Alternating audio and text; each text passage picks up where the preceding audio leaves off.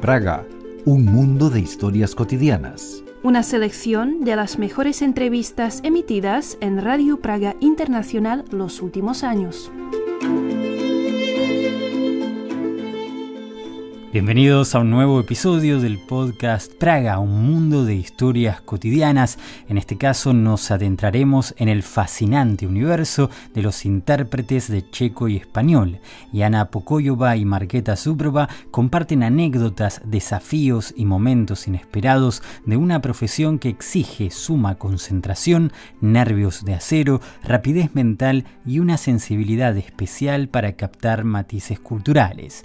Desde errores tan divertidos como memorables hasta situaciones límite, descubriremos cómo se vive entre dos lenguas en tiempo real.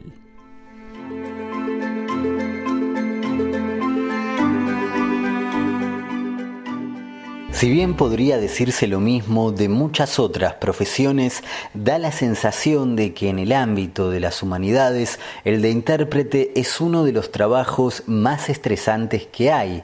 Las checas Jana Pokoyova y Markéta Zubrova no lo niegan y añaden que suelen utilizarse varias técnicas de relajación antes de poner manos en la obra.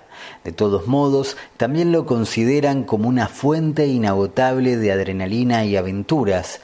De hecho, las dos coinciden en que cada evento en el que participan tiene algo de viaje. Aunque ya hace tiempo que está trabajando, Markéta es una de las estudiantes más avanzadas de Jana en el Instituto de Interpretación y Traducción de la Facultad de Filosofía y Letras de la Universidad Carolina de Praga, una carrera de 5 años que en su momento ella eligió en realidad para traducir. Entré a la carrera por hacer traducción, pero no se podía hacer solo, entonces tenía que ir por la interpretación también. Sin embargo, no me veía como intérprete hasta el año pasado, cuando empecé con las prácticas. Se convirtió en algo divertido y decidí que es un poco mejor que traducción, porque traduciendo estás en casa, no te ves con nadie, y cuando interpretas conoces a mucha gente interesante, conoces sus historias, aprendes algo nuevo. Así que yo al principio no quería dedicarme a eso. De hecho, tenía miedo de hablar delante de la gente, ¿no?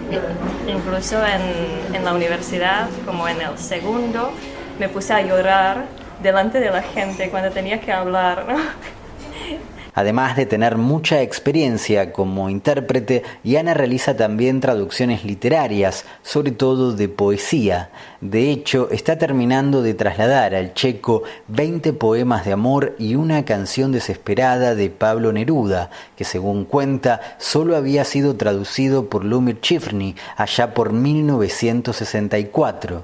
Pero la relación de Jana con Latinoamérica es aún más profunda porque, por ejemplo, vivió 4 años en Perú. Mi padre trabajaba varios años como diplomático en países hispanohablantes y pasamos por varios países, empezando en Cuba, después por España y terminando en Lima, en el Perú. Y mi padre nos llevaba a toda la familia consigo y nos metía en los colegios del país. Y en el Perú empecé a estudiar primero en un colegio de monjas que se llamaba el Colegio de Santa Úrsula, empezando un poco con el alemán, y después quise pasar a otro colegio normal, uno mixto, y era un colegio alemán-peruano, se llamaba Alexander von Humboldt y tenía que aprender alemán. Y entonces me apuntaron a clases de alemán para que haga los exámenes de entrada y una peruana me enseñó a hablar alemán. Y de ahí asistí al cole y al volver me metieron aquí a un instituto austriaco porque ya sabía hablar bastante bien español. Entonces de ahí tengo la combinación lingüística checo, que es mi lengua materna, el alemán, que es mi lengua se dice C, y mi lengua B es el español.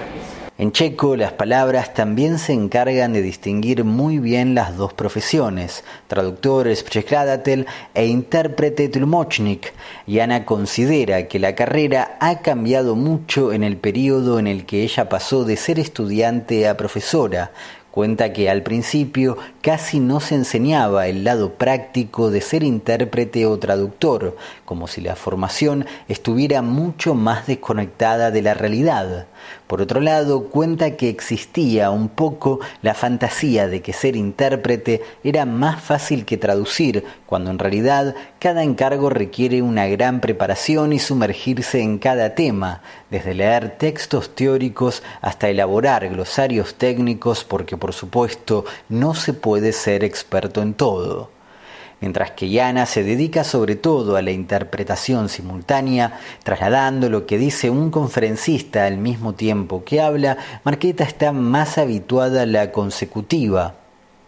Sin embargo, es probable que dentro de poco empiece a trabajar más en la simultánea porque en algún punto la prefiere.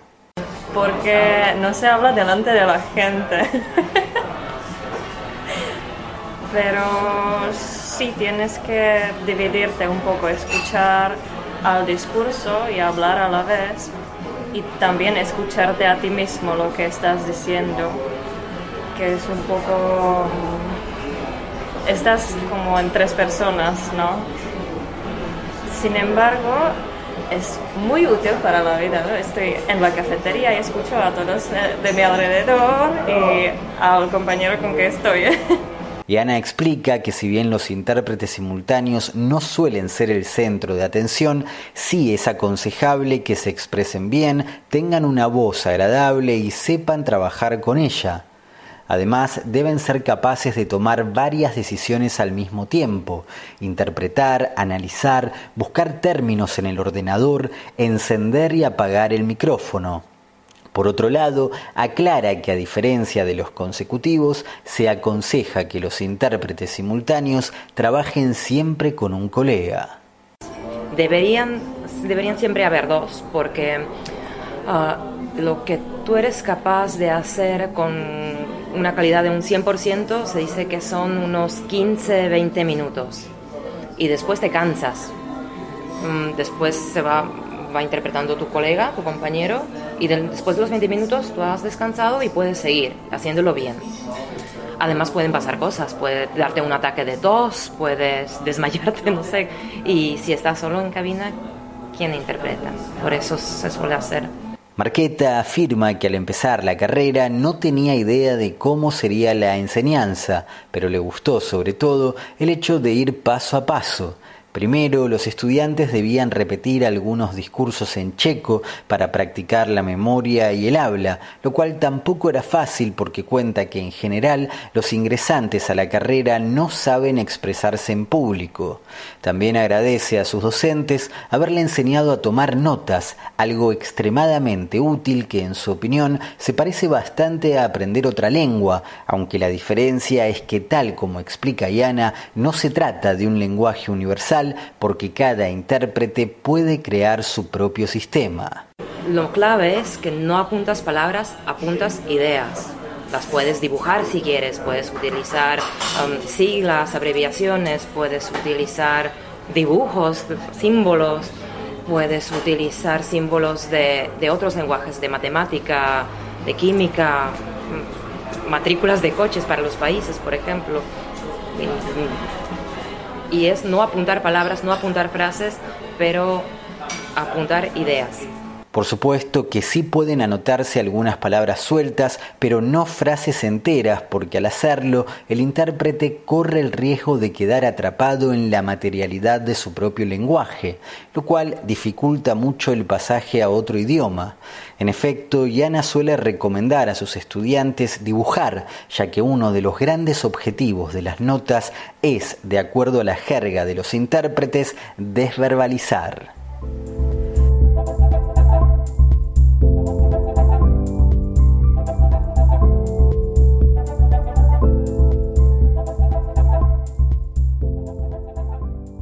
Tanto Jana como Marketa coinciden en que aunque se prepare perfectamente y tenga un enorme poder de concentración, ningún intérprete es perfecto y nadie está exento de equivocarse. En todo caso, el desafío puede llegar a ser intentar disimularlo con la mayor elegancia posible para que no se note tanto o que incluso el error pueda pasar por una broma. Cuenta Jana que eso es algo que suele repetir mucho en sus clases, porque contra lo que suele pensarse, el destinatario tampoco busca la perfección, sino sentirse bien y que el mensaje le llegue de un modo agradable. Una vez me pasó que estuve interpretando una consecutiva para una organización no gubernamental checa, para un grupo de latinoamericanos, y era una serie de charlas y un taller de cooperación en grupo, y la lectora, la tutora, intentó explicarles que si hay un grupo, cada participante, cada miembro del grupo, si hace algo, influye a los demás. Y les dio una cuerda y tenían que sujetar una cuerda y hacer una red, formar como una telaraña. Y les hacía jalar de un lado y el otro y los demás tenían que ajustarse. Es como la dinámica de un grupo. Y al final había que desenredar esa telaraña, esa red. Y yo confundí la palabra desenredar y desnudarse, desnudar. Y ahora a desnudar. Y bueno, y empezaron a desnudarse no del todo, pero bueno, sacándose empezaron a desnudarse. Y la tutora, la lectora estuvo mirando, ¿qué es lo que están haciendo? Y yo, ni idea por qué lo hacen. A pesar de tener claras diferencias, también hay algunos puntos en común entre los intérpretes y los traductores. En primer lugar, que en ambos procesos siempre se pierde algo en el camino. En segundo lugar, que al traducir o interpretar no solo se trasladan significados, sino también códigos culturales. En ese sentido, Jana entiende que una de las diferencias más importantes entre el checo y el español es que los hispanoparlantes suelen tutearse incluso entre desconocidos, mientras que en Chequia se emplea mucho más el tratamiento de usted, y no tener eso en cuenta puede originar verdaderas ofensas. De la misma forma, Marqueta tiene la impresión de que en general el checo suele ir un poco más al grano que los hispanos. Los españoles siempre hablan muchísimo, ¿no? Van repitiendo ideas una y otra vez y tú estás como, pero ya lo has dicho, dime otra cosa, no puedo repetirlo a los chicos como 4 veces, ¿no? Porque ellos no quieren escucharlo 4 veces. A propósito de los conferencistas, una verdadera pesadilla para los intérpretes consecutivos son tanto los expositores que tardan una eternidad en hacer un punto como los que hacen la pausa cada 60 segundos. Para contribuir a la salud mental del gremio, ellas aprovechan la ocasión para explicar que lo esperable es que el expositor hable entre 4 y 5 minutos, pero sobre todo que termine una unidad de sentido antes de la interpretación. También existe lo que se conoce como interpretación susurrada, una especie de simultánea dirigida solo a una persona o dos que tiene la dificultad de que el intérprete no está aislado en una cabina, sino expuesto a todo tipo de ruidos e interrupciones.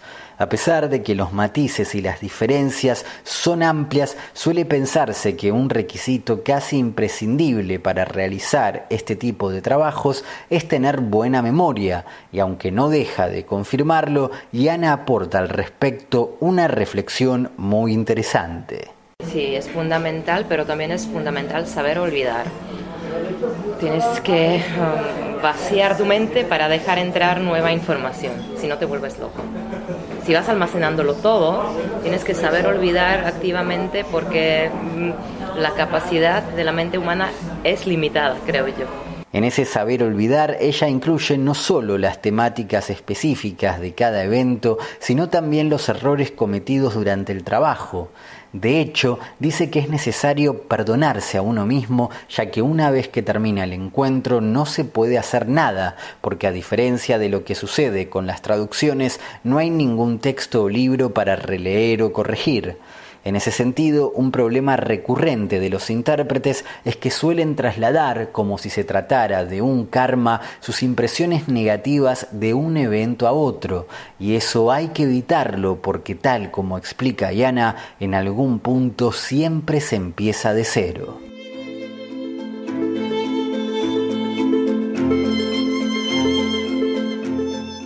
así llegamos al final de este episodio, amigos. Espero que lo hayan disfrutado. Como siempre, los invitamos a seguir nuestras redes sociales, Facebook y X, como así también ingresar a nuestro sitio espanol.radio.cz para ver todas nuestras notas y noticias. Muchas gracias por estar del otro lado y nos reencontramos la semana que viene.